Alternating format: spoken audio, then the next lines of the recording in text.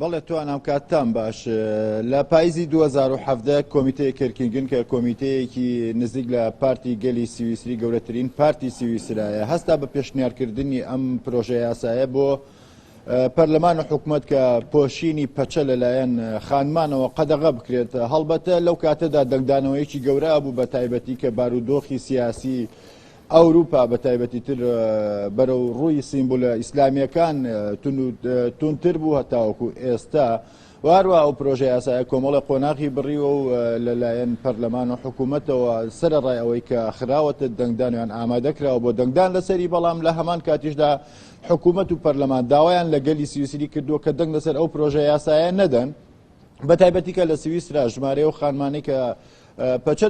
دەپۆشن کەمترە لە 100 و هەروە هەندێک سەرچاو ئاماژە بۆەکەن کە تەنها 30 کەسێک نزیکەی 30 خانمێک لە سویسرا پەچە دەبۆچێت بۆیە پێویست بۆ ناکە کە یاسایەک بەوە دەربکرێت کە لە سەرانسەری سویسرا لە دەستورە ئەوە بە یاسا قەدەغە بکرێت بەڵکو کاری کانتۆنەکانەوە هەر کانتۆنە دەتوانێت و قەدەغەی بکە بە فعلیش دوو کانتۆن تا ئێستا قەدەغەیان کردووە پۆشینی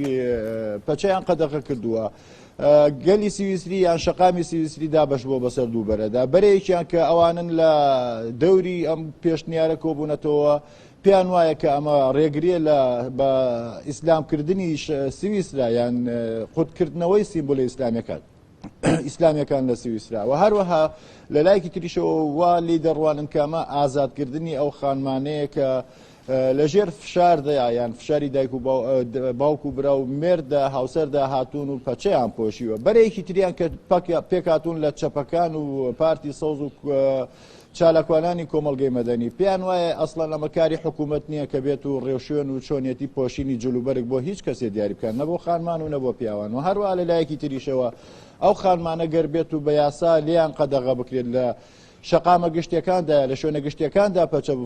بپۆشن ئەوە ئیترەوانە دوورەکەونەوە لە ژیانی گشتی و ناچار دەبن لە ماڵەکانی خۆیان دامێنەوە بۆیە وا پێویست دەکات کە ئەم دەنگدانیان پرۆژە یاسایە لەلایەن گەلەوە ڕەت بکرێتەوە بۆی نەبێت بە یاسا بەڵام لە ئەگەری سەرنەکەوتنی یاساکەدا ئەوە حکوومەتی سویسری و هەروە پەرلەمانیش پێشنیاری ئەوەیان کردووە یان تەرحی ئەوەیان کردووە هەر خاتونێک هەر خانمێک ئەگەر بێت و پەچەی پۆشی بێت پێویستە لەو کاتەدا کە کۆنتترۆل دەکرێت لەلایەن هێزی ئاساییشەوە یان لەلایەن پۆلیسەوە پێویستە دەموچای خۆی نیشان بدات بۆ دڵنیابوونەوە لە ناسنامەکەی یان لە کەسایەتیەکەی یان لەبەر هەر هۆکارێکی تری ئەمنی ئەگەر پێویست بکات کە داوایان لێ بکرێت پێویستە خۆیان بناسیێنن ئەمە کۆی پرۆژەکەی بەڵام تا کاتی دەنگدان ڕوون نییە بە تایبەتی لەم کاتەشدا توانە کە بارودۆخی تەندروستی بەوەی کۆرۆناوە کارێکی کردووە کە نەکەر خانمان بەڵکو پیاوانیش ناچار بوون دەموچایان داپۆشن بە ماسک بۆ ئەوەی کە خۆیان پارێزن لە نەخۆشیەکە پێدەچێت ئێستا شەقام تێگەشتنێکی تری هەبێت بۆ بارودۆخی و خانمانە تاوکو ئەو کاتی کە پرۆژە یاساکە طرح کراوە ئەمە کۆی زانیاریەکان ئەگەڕێمە لای ئێوە بەڵێ کاروان سپاس بۆ تەواوی زانیاری